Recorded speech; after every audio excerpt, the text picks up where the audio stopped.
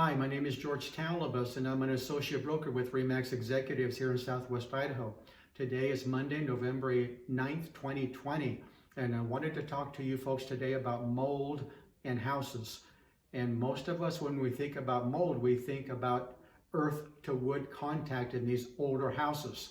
Well, I'm not talking about mold in older houses. I'm talking about the newer houses that have mold. And I want to start with the experience that I had in 2014. I sold a house north of Meridian near Chinden. And when the buyers bought the house, they had an inspection done. And what they found is the house was just littered with mold in the crawl space and in the attic and in the walls. And it cost $27,000 to address the mold in this house and remediate that house. And I was shocked. The house was only 5 years old. So I asked an old friend of mine that knew a lot about construction, and I have a lot of respect for him, and I asked him, why was there mold in this newer house? And he says, George, we're finding mold more and more in these newer houses, and here's what's happening. When the builders build these houses, they're building them throughout the year. And there's a lot of humidity in the air, especially in November, December, January, February, March. So what's happening is if you go around these construction sites, you'll see roof trusses and other materials that's going in that house sitting outside the house for sometimes days before it goes in the house. And so what's happening is even if the wood was dried before they deliver it to the site, they put it outside the site where they're building, they let it sit there, and then they finally put it in the house. Well, if there's rain, humidity, ice, snow that falls, all they do is brush it off if there's snow or ice, and they put it back in the houses. Well, everybody wants a tight house these days. They want double, even triple pane windows. They want 2x6 exteriors walls. They want insulation tight. And they want low utility bills. What happens is when this wet wood goes into the houses, and then these houses can't breathe because they're so tight, what happens is it's just a breeding area for mold.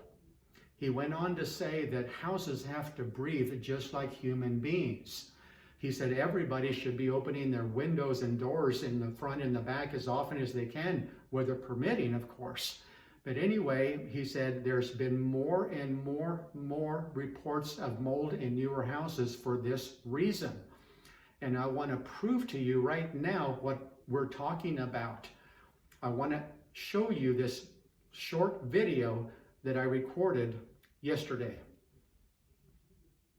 So I'm taking this video on November 8th, 2020. These are ceiling joists that are going in, roof joists that are going into the home that I'm videotaping right now. The humidity is currently 75%. It snowed about an inch last night and it's starting to melt down, but the humidity is still very, very high. And you can see this home is under construction, will continue to be under construction until it's built. And all this wood that's so wet will go into the home. There you go. That proves my point that a lot of this wood that's going into houses is wet. And it gets in these houses and it's just a breeding area for mold. And I believe that that's why a lot of people are getting headaches, migraines, respiratory problems, nasal problems. I believe that with my whole heart. I'm not a doctor, of course, but I believe that these houses are so tight anymore that they can't breathe, like this contractor said, and this is what's happening.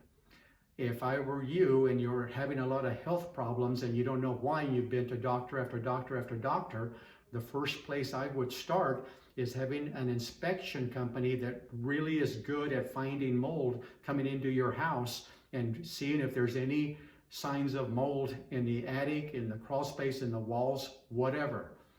Anyway, I hope this has been informative to you. If you have any questions, my information will be at the end of this video and below in the description. I hope you are all well and safe. Have a great day. Bye.